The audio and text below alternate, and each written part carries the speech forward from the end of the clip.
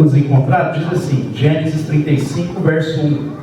Deus disse a Jacó: suba a Betel e estabeleça-se lá, e faça um altar ao Deus que apareceu quando você fugia do seu irmão Esaú. Disse, pois, Jacó aos de sua casa e a todos os que estavam com ele: livrem-se dos deuses estrangeiros que estão entre vocês, purifiquem-se e troquem de roupa. Venham, vamos subir a Betel, onde farei um altar ao Deus que me ouviu no dia da minha angústia, e que tem estado comigo por onde tenho andado. Então entregaram a Jacó todos os deuses estrangeiros que possuíam, e os brincos que usavam nas orelhas, e Jacó os enterrou ao pé da grande árvore próxima a Siquém. Quando eles partiram, o terror de Deus caiu de tal maneira sobre as cidades ao redor, que ninguém ousou perseguir os filhos de Jacó. Jacó e todos os que com ele estavam chegaram a Luz, que é Betel, na terra de Canaã. Nesse lugar construiu um altar e lhe deu o nome de El Betel, porque ali Deus havia se revelado a ele quando fugia do seu irmão. Amém? Até aí. Pai, nós te agradecemos por essa manhã, por aquilo que o teu Espírito já tem falado aos nossos corações. Obrigado pela tua graça, pelo teu amor derramado sobre nossas vidas, as nossas casas. E pedimos que o Senhor fale conosco através da tua santa palavra, que ela venha de encontro aos nossos corações e venha servir como bálsamo para as nossas vidas, como cura para cada um de nós. O Senhor conhece a situação que cada um de nós está atravessando. O Senhor conhece a nossa realidade, as nossas casas, conhece o mais profundo do nosso coração e sabe aquilo que é necessário ser mudado em nós, transformado. Que a tua palavra nessa manhã venha como uma espada afiada e venha exterminar de nós tudo aquilo que é contrário à tua vontade, aquilo que é oposto aos princípios que o Senhor estabeleceu na sua palavra. Direcione esse momento, é o que nós te pedimos para o teu louvor e para a tua glória. Amém? Irmãos, o contexto dessa passagem que a gente acabou de ler, você vai ver uma situação muito complexa na vida do patriarca Jacó, na família dele. Você vai ver o relato sobre um estupro que aconteceu dentro da sua casa, o estupro de uma da sua filha Diná.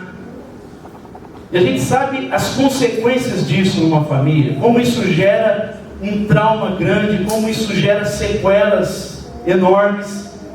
E no capítulo 34 você vai ver o relato desse estupro acontecendo. A gente vai ver também um relato da consequência desse estupro, porque dois dos filhos de Jacó, Simeão e Levi, ficam indignados com aquilo que havia acontecido com a sua irmã e são tomados por aquele ódio, por aquela revolta, e aí, não conseguindo controlar, dão vazão a esse sentimento maligno que eles estavam carregando, e aí armam uma emboscada para a família que havia sido, da qual um dos homens havia estuprado a sua irmã. Jacó tinha tentado dar um jeito ali de resolver o problema. O sujeito estava apaixonado por Diná, quis se comprometer com ela, mas então Simeão e Levi propõem eles serem circuncidados, e o texto diz que no dia que eles estavam com a dor mais intensa, eles entram no acampamento e matam todos os homens, toda a família dele, toda aquela cidade é exterminada através de Simeão e Levi. Você tem que tomar cuidado com Levi. Não mexe com Levi não. E aí eles exterminam a cidade toda. E aí a consequência disso é que o pavor, o medo toma conta, evidentemente, do coração de Jacó. Ele vai dizer: o que vai acontecer comigo, com a nossa família, quando os povos ao redor ficarem sabendo o que vocês fizeram, da armadilha que vocês prepararam? Ninguém vai conseguir ficar em paz conosco. O nosso futuro está sendo ameaçado, o futuro da nossa família, a saúde da nossa família está sendo ameaçada. Os outros povos, quando ficarem sabendo o que vocês fizeram, eles vão nos perseguir. Eles vão vir atrás de nós para nos matarem, para nos destruir. Então o contexto é de um trauma, é de violência, é um contexto de insegurança, de medo, de ansiedade, de preocupação. Nada muito diferente do que a gente passa hoje. Porque infelizmente, lamentavelmente, essa violência em casa, o abuso, é uma coisa que é presente na nossa sociedade. Aliás, o índice de abusos, ele é altíssimo, de estupro é altíssimo. O governo em Ribeirão, o vereador, o pessoal tem procurado caminhos para que isso seja denunciado, porque infelizmente a maior parte dos abusos acontece dentro de casa, por pessoas próximas. Não são por pessoas longe, são por pessoas que estão perto, que estão dentro. É um triste dado que acontece na nossa sociedade, uma constatação de algo que acontece na nossa sociedade. E o estupro é sempre algo complicado de lidar. A gente às vezes não sabe se denuncia para as autoridades ou se resolve a coisa internamente, como Jacó propôs.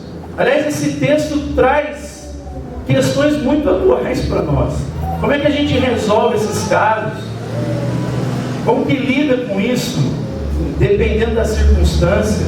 Jacó optou por lidar com essa questão de maneira interna ali, fez um tratado, um acordo com a família do sujeito que cometeu esse ato de violência com a sua filha. Mas a gente também precisa pensar em denunciar esse pessoal que não consegue se conter, se controlar e dar vazão para essas atitudes malignas. A gente vê também a violência, né? Essa violência que acontece infelizmente nos lares. Não só agressão física, como agressão verbal. Isso aí são fatores que, vez por outra, se fazem presente, inclusive na igreja. Pessoas que não sabem lidar com os sentimentos e às vezes acabam agredindo, ferindo um ao outro com palavras que muitas vezes machucam e aí ficam durante anos instaladas na alma um do outro. A gente às vezes não mensura o resultado que essas coisas geram no coração do nosso cônjuge, dos nossos filhos. E quantas vezes a gente solta palavras e não mede as consequências que elas podem ter. Mas eu creio que mais atual no nosso país é esse clima de instabilidade, devido à crise econômica, política que a gente está atravessando. A gente também às vezes fica como Jacó, qual vai ser o nosso futuro, né? Fica preocupado com a nossa casa, com a nossa família, com esses questionamentos também, devido a filosofias que tentam refutar valores que o cristianismo tem pregado durante séculos. E às vezes a gente fica preocupado como será que os nossos filhos vão lidar com essas questões, como que nós vamos educá-los e instruí-los baseado na palavra de Deus, mas sem gerar filhos intolerantes, sem gerar filhos que manifestam essa religiosidade doentia que a gente vê no mundo evangélico, filhos que têm saúde para lidar com a diferença, inclusive com o pecado do outro, mas sem esse sentimento de intolerância, sabendo que aquilo é errôneo segundo a palavra, mas sempre cheios de amor e de compaixão no coração, sabendo lidar com a pluralidade dos nossos dias, mas sem nunca abrir mão daquilo que a gente sabe que é verdade e daquilo que é princípio fundamental na nossa caminhada de fé. É um desafio para nós.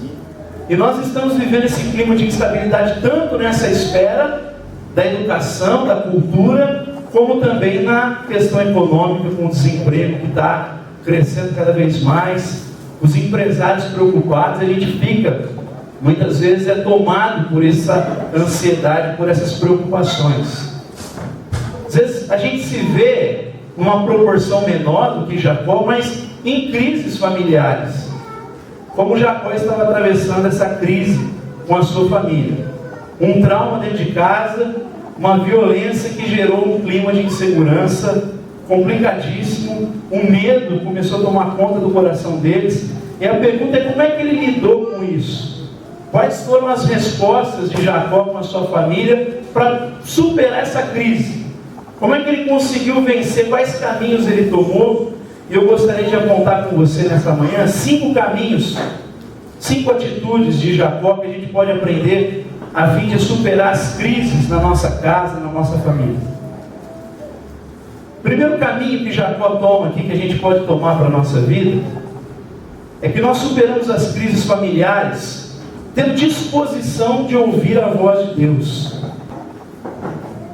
Nós vencemos as crises familiares tendo disposição de ouvir a voz de Deus. Veja comigo o verso 1.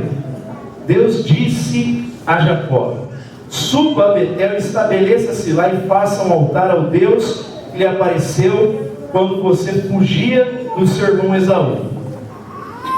E aí ele abraça essa palavra, ouve essa palavra, acata essa palavra, mas há uma disposição de ouvir a Deus, de buscar a Deus, de no meio daquela crise ele procurar saber qual o caminho que ele deveria tomar. E a primeira coisa que ele faz é ouvir a voz de Deus.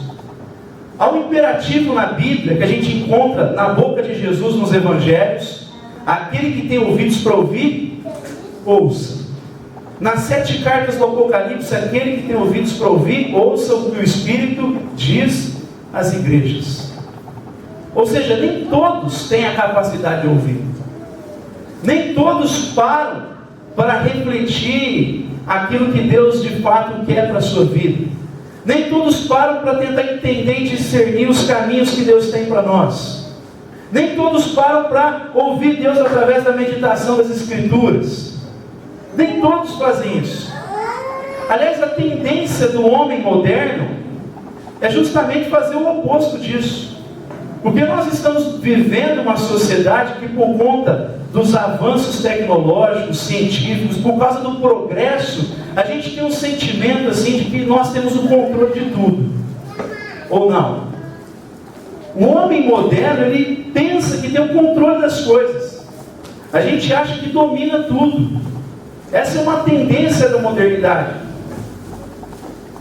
O iluminismo vem com esse espírito, né? O homem se coloca no centro da vida social e ele começa a dar respostas para tudo. A modernidade é uma recusa a ouvir a voz da igreja, né? Deus falando através da igreja. E é uma tendência do homem dar a resposta para as coisas agora. É um modelo antropocêntrico, é o homem que está no centro e dá as respostas para a vida social. Ele tem o controle das coisas. E a gente vive o reflexo disso. Embora a gente esteja vivendo um período onde esse antropocentrismo está exacerbado, né? Alguns chamam esse tempo não de pós-moderno, mas de hipermoderno.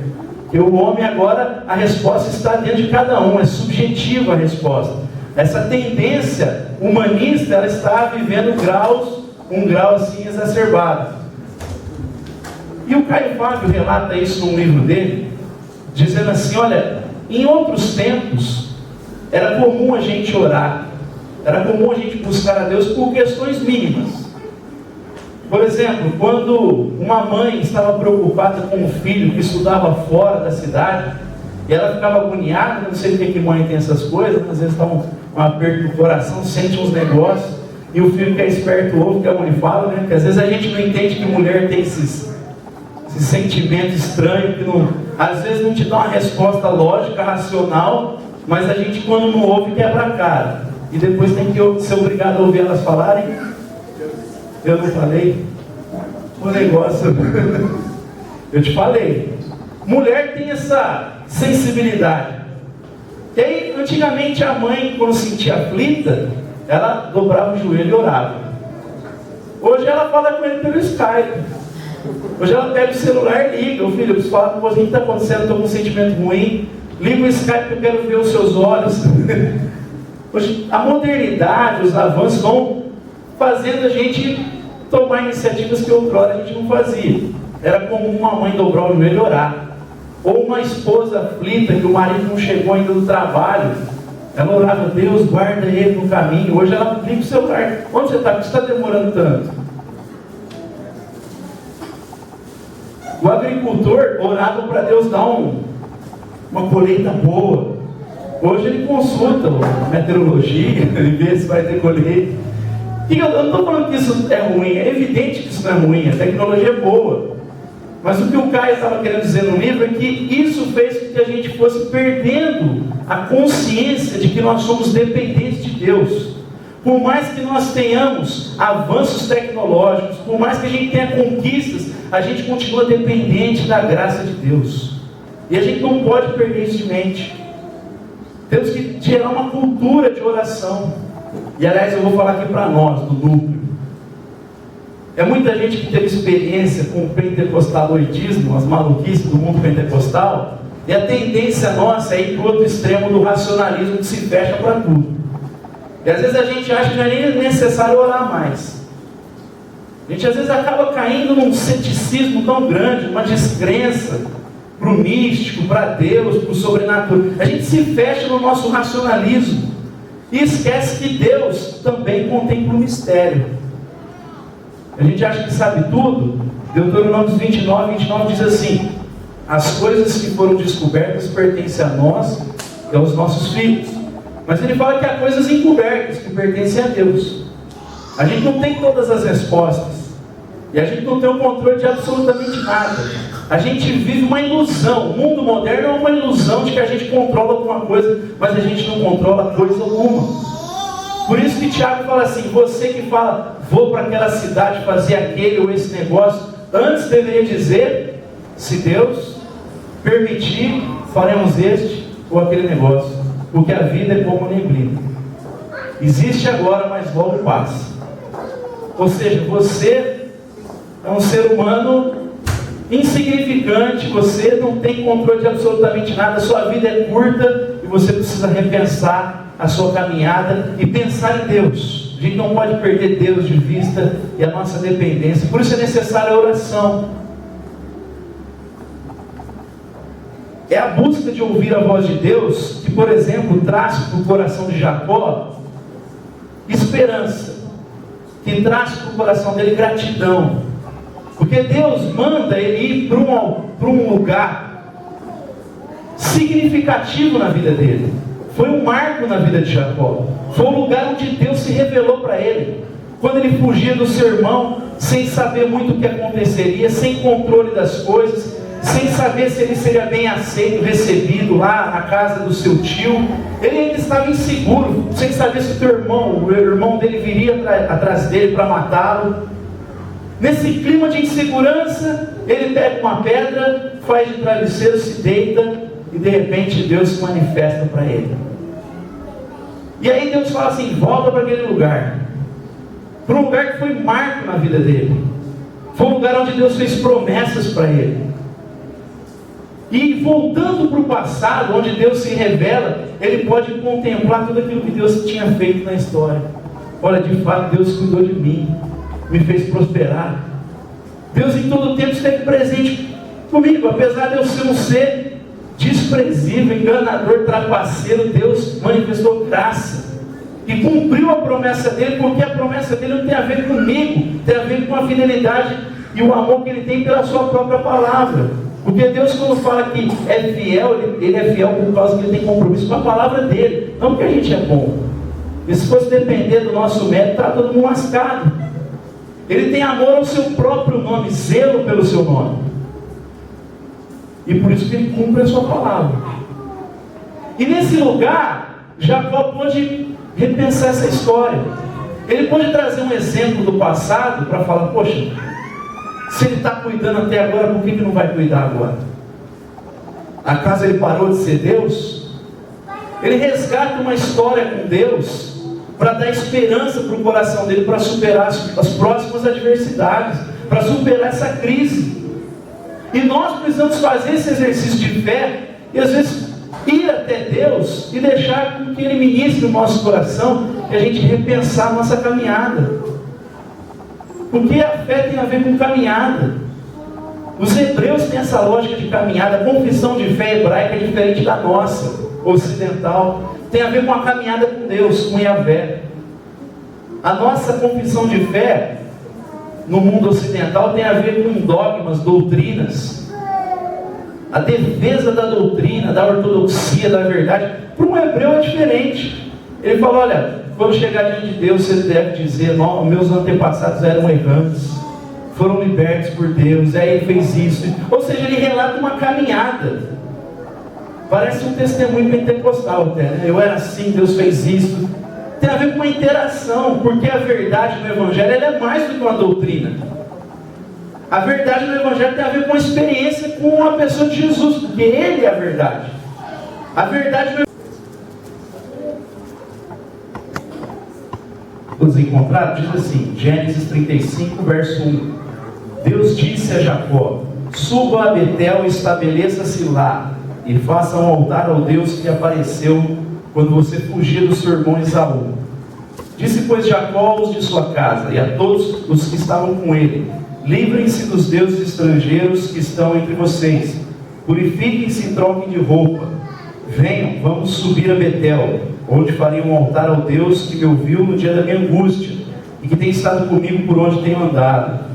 Então entregaram a Jacó todos os deuses estrangeiros que possuíam e os brincos que usavam nas orelhas, e Jacó os enterrou ao pé da grande árvore próxima a Siquém. Quando eles partiram, o terror de Deus caiu de tal maneira sobre as cidades ao redor, que ninguém ousou perseguir os filhos de Jacó. Jacó e todos os que com ele estavam chegaram a Luz, que é Betel, na terra de Canaã. Nesse lugar construiu um altar e lhe deu o nome de El Betel, porque ali Deus havia se revelado a ele quando fugia do seu irmão. Amém? Até aí. Pai, nós te agradecemos por essa manhã, por aquilo que o teu Espírito já tem falado aos nossos corações. Obrigado pela tua graça, pelo teu amor derramado sobre nossas vidas, as nossas casas, e pedimos que o Senhor fale conosco através da tua santa palavra, que ela venha de encontro aos nossos corações e venha servir como bálsamo para as nossas vidas, como cura para cada um de nós. O Senhor conhece a situação que cada um de nós está atravessando. O Senhor conhece a nossa realidade, as nossas casas, conhece o mais profundo do nosso coração e sabe aquilo que é necessário ser mudado em nós, transformado. Que a tua palavra nessa manhã venha como uma espada afiada e venha exterminar de nós tudo aquilo que é contrário à tua vontade, aquilo que é oposto aos princípios que o Senhor estabeleceu na sua palavra. Direcione esse momento, é o que nós te pedimos para o teu louvor e para a tua glória. Amém? Irmãos, o contexto dessa passagem que a gente acabou de ler, você vai ver uma situação muito complexa na vida do patriarca Jacó, na família dele. Você vai ver o relato sobre um estupro que aconteceu dentro da sua casa, o estupro de uma da sua filha Diná. E a gente sabe as consequências disso numa família, como isso gera um trauma grande, como isso gera sequelas enormes. E no capítulo 34 você vai ver o relato desse estupro acontecendo. A gente vai ver também um relato da consequência desse estupro, porque dois dos filhos de Jacó, Simeão e Levi, ficam indignados com aquilo que havia acontecido com a sua irmã e são tomados por aquele ódio, por aquela revolta, e aí, não conseguindo controlar, dão vazão a esse sentimento maligno que eles estavam carregando, e aí armam uma emboscada para a família que havia sido, da qual um dos homens havia estuprado a sua irmã. Jacó tinha tentado dar um jeito ali de resolver o problema. O sujeito estava apaixonado por Diná, quis se comprometer com ela, mas então Simeão e Levi propõem eles serem circuncidados, e o texto diz que no dia que eles estavam com a dor mais intensa, eles entram no acampamento e matam todos os homens, toda a família dele, toda aquela cidade é exterminada através de Simeão e Levi. Você tem que tomar cuidado com Levi, não mexe com Levi não. E aí eles exterminam a cidade toda, e a consequência disso é que o pavor, o medo toma conta, evidentemente, do coração de Jacó. Ele vai dizer: o que vai acontecer comigo, com a nossa família, quando os povos ao redor ficarem sabendo o que vocês fizeram, da armadilha que vocês prepararam? Ninguém vai conseguir ficar em paz conosco. O nosso futuro está sendo ameaçado, o futuro da nossa família, a saúde da nossa família está sendo ameaçada. Os outros povos, quando ficarem sabendo o que vocês fizeram, eles vão nos perseguir. Eles vão vir atrás de nós para nos matarem, para nos destruir. Então o contexto é de um trauma, é de violência, é um contexto de insegurança, de medo, de ansiedade, de preocupação. Nada muito diferente do que a gente passa hoje. Porque infelizmente, lamentavelmente, essa violência em casa, o abuso, é uma coisa que é presente na nossa sociedade. Aliás, o índice de abusos, ele é altíssimo, de estupro é altíssimo. O governo em Ribeirão a vereadora, o pessoal tem procurado caminhos para que isso seja denunciado, porque infelizmente a maior parte dos abusos acontece dentro de casa, por pessoas próximas. Não são por pessoas longe, são por pessoas que estão perto, que estão dentro. É um triste dado que acontece na nossa sociedade, uma constatação de algo que acontece na nossa sociedade. E o estupro é sempre algo complicado de lidar. A gente às vezes não sabe se denuncia para as autoridades ou se resolve a coisa internamente, como Jacó propôs. Aliás, esse texto traz questões muito atuais para nós. Como é que a gente resolve esses casos? Como que lida com isso? Dependendo da circunstância. Jacó optou por lidar com essa questão de maneira interna ali, fez um tratado, um acordo com a família do sujeito que cometeu esse ato de violência com a sua filha. Mas a gente também precisa pensar em denunciar esse pessoal que não consegue se conter, se controlar e dar vazão para essas atitudes malignas. A gente vê também a violência, né? Essa violência que acontece infelizmente nos lares. Não só agressão física, como agressão verbal. Isso aí são fatores que, vez por outra, se fazem presente, inclusive na igreja. Pessoas que não sabem lidar com os sentimentos e às vezes acabam agredindo, ferindo um ao outro com palavras que muitas vezes machucam e aí ficam durante anos instaladas na alma um do outro. A gente às vezes não mensura o resultado que essas coisas geram no coração do nosso cônjuge, dos nossos filhos. E quantas vezes a gente solta palavras e não mede as consequências que elas podem ter. Mas eu creio que mais atual no nosso país é esse clima de instabilidade, devido à crise econômica, política que a gente está atravessando. A gente também às vezes fica como Jacó, qual vai ser o nosso futuro, né? Fica preocupado com a nossa casa, com a nossa família, com esses questionamentos também, devido a filosofias que tentam refutar valores que o cristianismo tem pregado durante séculos. E às vezes a gente fica preocupado como será que os nossos filhos vão lidar com essas questões, e como que nós vamos educá-los, instruí-los, baseado na palavra de Deus, mas sem gerar filhos intolerantes, sem gerar filhos que manifestam essa religiosidade doentia que a gente vê no mundo evangélico, filhos que têm saúde para lidar com a diferença, inclusive com o pecado do outro, mas sem esse sentimento de intolerância, sabendo que aquilo é errôneo segundo a palavra, mas sempre cheios de amor, de compaixão no coração, sabendo lidar com a pluralidade dos nossos dias, mas sem nunca abrir mão daquilo que a gente sabe que é verdade e daquilo que é princípio fundamental na nossa caminhada de fé. É um desafio para nós. E nós estamos vivendo esse clima de instabilidade tanto nessa esfera da educação, da cultura, como também na questão econômica, com o desemprego que está crescendo cada vez mais, os empresários preocupados. A gente fica, muitas vezes, tomado por essa ansiedade, por essas preocupações. Às vezes a gente se vê numa proporção menor do que Jacó, mas em crises familiares, como Jacó estava atravessando essa crise com a sua família. Um trauma dentro de casa, uma violência que gerou um clima de insegurança complicadíssimo, o medo começou a tomar conta do coração deles. E a pergunta é: como é que ele lidou com isso? Eu estou pregando para mim mesmo. A gente precisa se comunicar, porque às vezes a gente acha que o outro já está sabendo o que a gente está pensando e vai fazendo. A gente coloca os outros na nossa expectativa, não é verdade? E esquece das diferenças gritantes que tem entre homem e mulher, os filhos. São culturas diferentes, são temperamentos diferentes. Um é fleumático, o outro é colérico, o outro é melancólico, o outro é sanguíneo. E tudo que um vê vai passar por esse filtro de temperamento, de cultura, de percepção da vida, de condicionamentos culturais.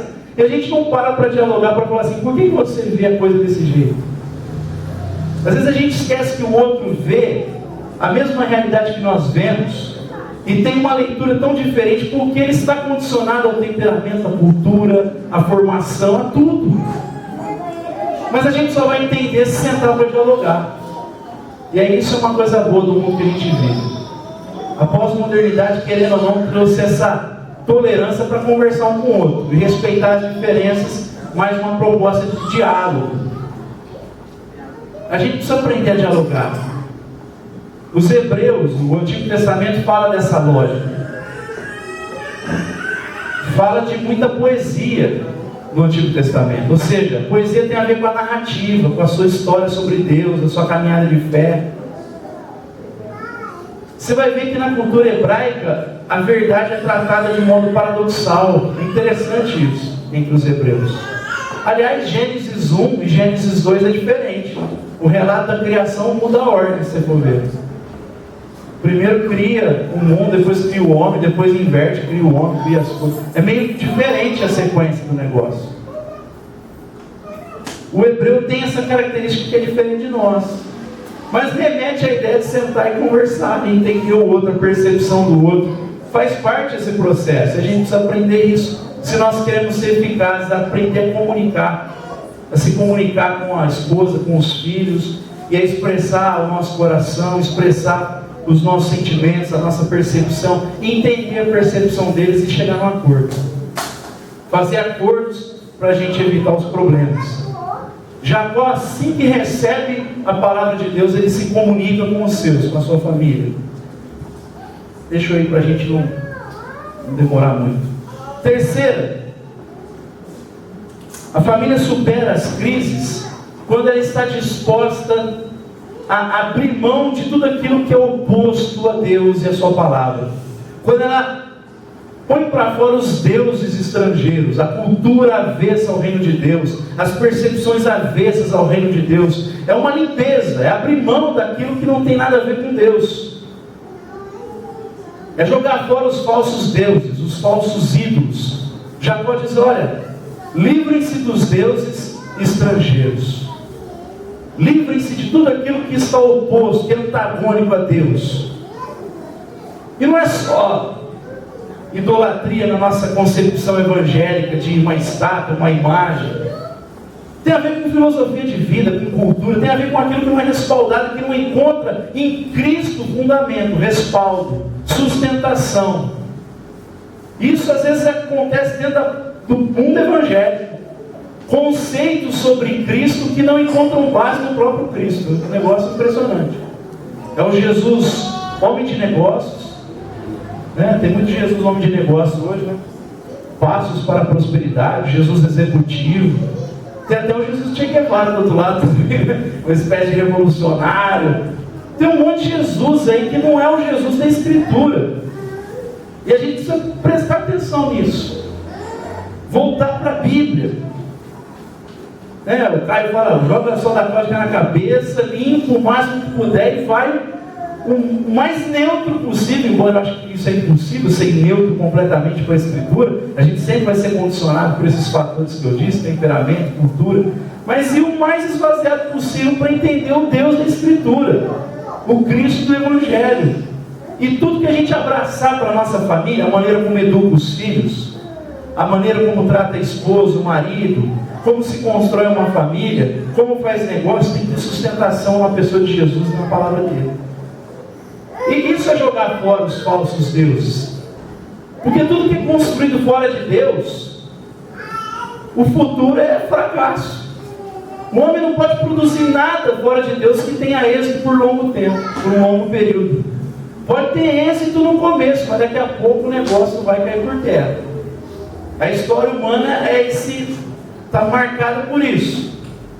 Fala isso no texto também, né, que eu mandei do Lewis. A história humana é essa, demonstra isso. Às vezes começa uma instituição boa, começa algo bom, um empreendimento bom, mas daqui a pouco entra um tirano no poder, começa a fazer um monte de absurdo e o fracasso é inevitável. Porque não dá para construir nada fora de Deus e querer ter êxito. Fora de Deus a gente só constrói Babel. E Babel é fracasso. Em Deus a lógica é do Pentecoste. A gente fala língua diferente, mas a gente se entende. não é uniformidade, não é intenções malignas, nós vamos tornar o nosso nome famoso, vamos conquistar tudo, não é uma visão egocêntrica só para eles, nós vamos construir uma torre que chega no céu, nem todo mundo vai subir aqui, não um projeto assim humano. A Pentecoste é outra coisa, não uniformidade, é diversidade, mas todo mundo se entende. E não começa da terra para o céu, é do céu para a terra. É Deus fazendo. Está fundamentado na pessoa de Jesus, na obra dele, e o Espírito Santo vai produzindo isso. Por isso a gente tem que buscar respaldo na Escritura. Não é, o fulano de tal construiu uma lógica legal para a educação. Tá, se antagônico àquilo que a Bíblia mostra, vai estar dado ao erro, ao fracasso. E a gente precisa ter essa percepção. Então, construir a nossa vida em Cristo Jesus, na palavra dele. Quarto, é necessário novas atitudes, mudança. Não dá para querer resultados diferentes fazendo as mesmas coisas. Ele fala: purifiquem-se, troquem de roupa. Trocar de roupa na Escritura, trocar as vestes, tem a ver com nova vida, com obras de justiça muitas vezes. Vocês viviam no pecado, diz as Escrituras, mas agora vocês foram alcançados pela graça. Coloquem o pensamento nas coisas do alto, deixem a mentira de lado, parem de roubar, e vai dando uma série de conduta cristã. Se vocês viviam assim, agora que estão em Cristo, vocês devem viver assado. A maneira de se portar de um filho de Deus é essa, porque Jesus viveu assim. Então, se até hoje a gente viveu de uma forma na família e isso não está mudando, não está trazendo êxito em casa, muda a atitude. Se por acaso há um sentimento assim de esvaziamento da paixão em relação à esposa, ou da esposa para o marido, eu não amo mais, parece que eu não amo mais ele, ou parece que eu não amo mais ela, e aí por causa desse sentimento a tendência nossa é ir fraquejando, se ausentando mais dessa ligação profunda, e aos poucos a gente vai tendo atitudes que não denotam, vão mostrando que a gente não tem essa paixão, e atitudes erradas do papel que a Bíblia apresenta de marido e esposa.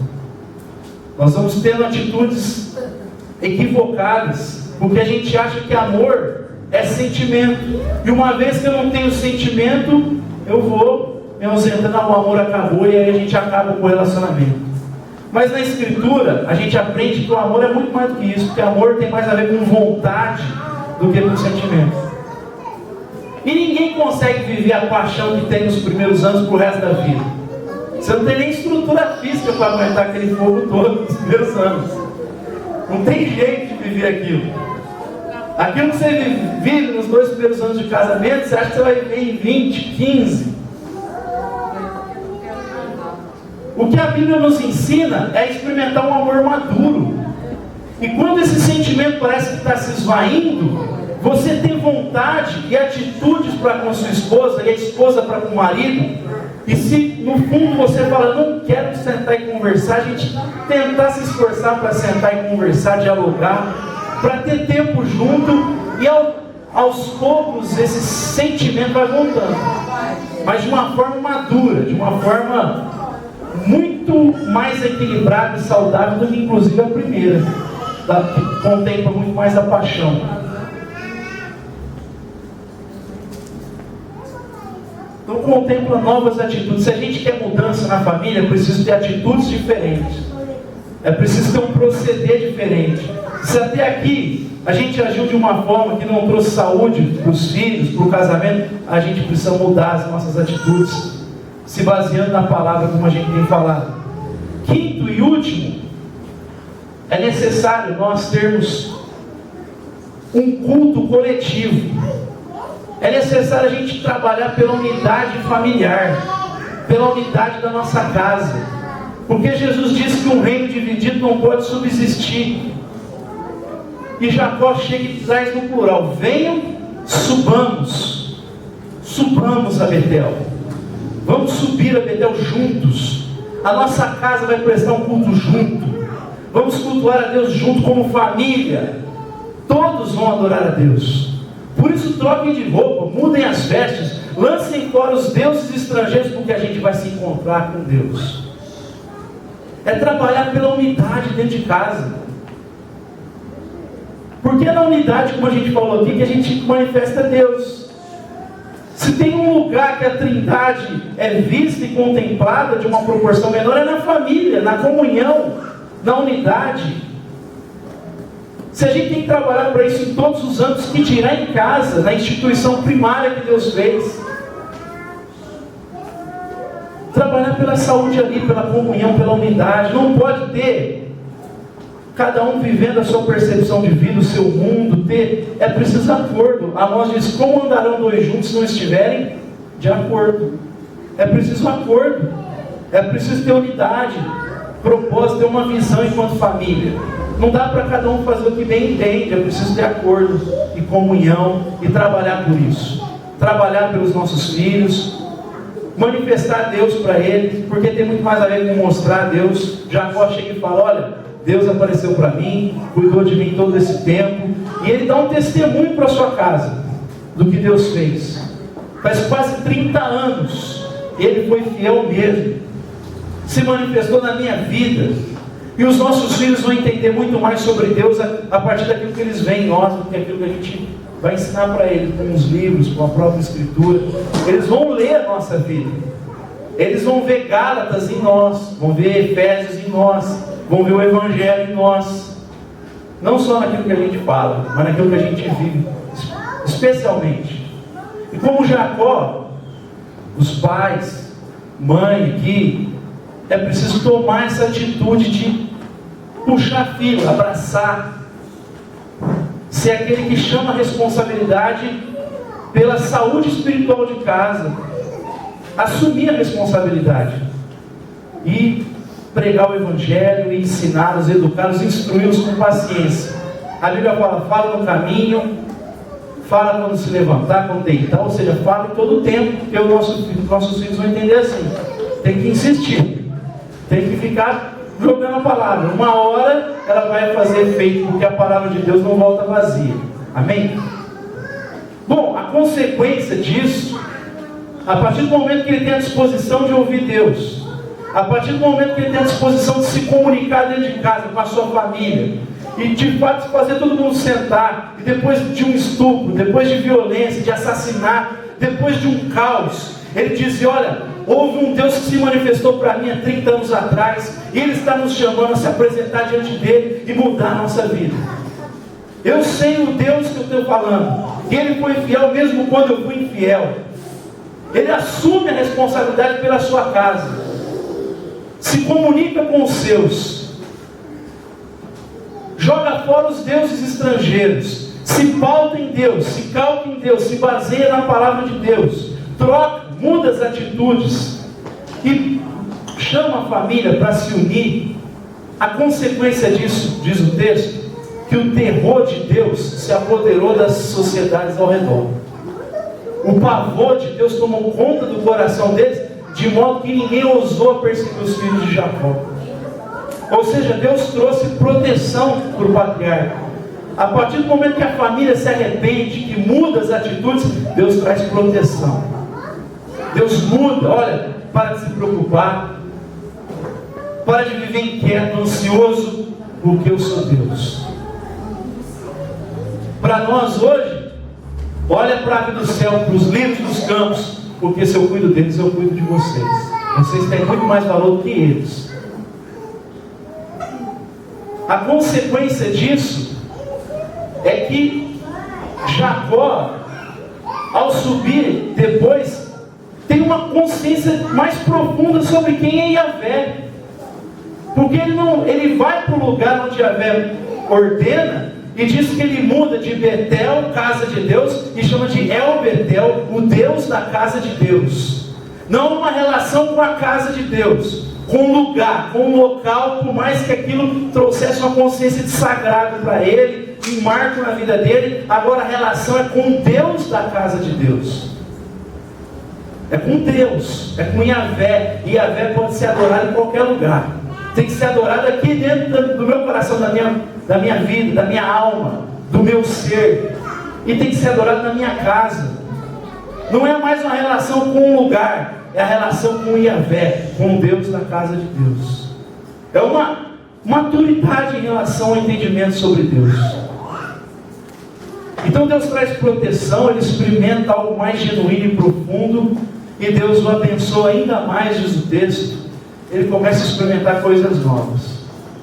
Se a gente quer ter êxito e superar as crises dos nossos dias, a gente tem que aprender a ouvir a voz de Deus, se comunicar dentro de casa, jogar fora tudo aquilo que não tem a ver com a palavra dele, que não encontre sustentação na pessoa de Jesus, mudar as nossas atitudes e, por fim, sempre batalhar pela unidade e a comunhão.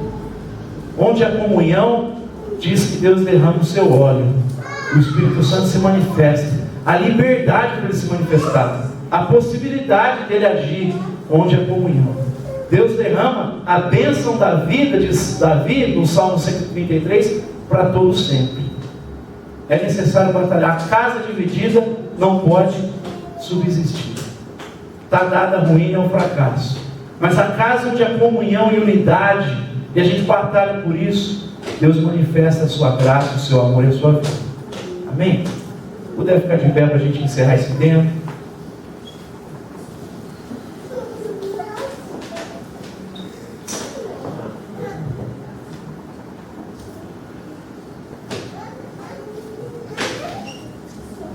Senhor soberano Deus e eterno Pai, nós te agradecemos, Senhor, pela Tua palavra. Nós te agradecemos, Senhor, porque o Senhor enviou o Seu Evangelho e nos transformou, e tem nos transformado, e tem nos dado sabedoria, através do Teu Espírito Santo, para nós compreendermos, Senhor, o caminho que o Senhor quer nos levar, para onde o Senhor quer nos levar. Que as nossas famílias, Senhor, sejam um antro de paz, de serenidade. Que as nossas famílias, Senhor, manifestem o Teu reino aqui na terra. Que as pessoas olhem para nós e vejam que há um lugar, Senhor, onde a Tua proteção, o Teu amor, a Tua paz, o Teu refrigério, Senhor, se manifesta na terra, Pai. Porque nós temos vivido os dias ruins, Senhor. Nós temos vivido os dias de tribulações, Senhor, de separações, de que o diabo tem se manifestado, Senhor. Mas nós cremos que é um lugar onde o Senhor se manifesta. Que a nossa família seja esse lugar. Amém. E que da nossa família, Senhor, o Teu amor, Senhor, se espalhe por toda a terra. Que da nossa família, Senhor, a Tua paz se espalhe por toda a terra. Que nós sejamos agentes do Teu reino aqui na terra, Senhor. Em nome de Jesus, Pai. Que o Teu Espírito Santo nos apodere, Senhor. Porque nós não vamos conseguir, Senhor, realizar essas coisas sozinhos. Nós não vamos conseguir sermos uma família, Senhor, próspera, sozinhos, Senhor. Então, Pai, nós abrimos o nosso coração, a nossa vida, o íntimo do nosso ser, para que o Teu amor, para que a Tua verdade se manifeste aqui na terra, Pai. Em nome de Jesus. Para terminar, gente, você abraçar essa sua família aí. Se você está sem família, chega perto aí de um amigo. Mas eu queria que a gente tivesse um tempo com os nossos filhos, com a nossa esposa. E quem está sem família aqui, agrega com alguém ali, ó. Ô Erlon, põe o cântico do canção aí de fundo. Vamos ter um tempo de oração. E vem aqui com o Anderson, o Anderson está sozinho aqui. Vamos ter um tempo de oração com os nossos, nossa casa.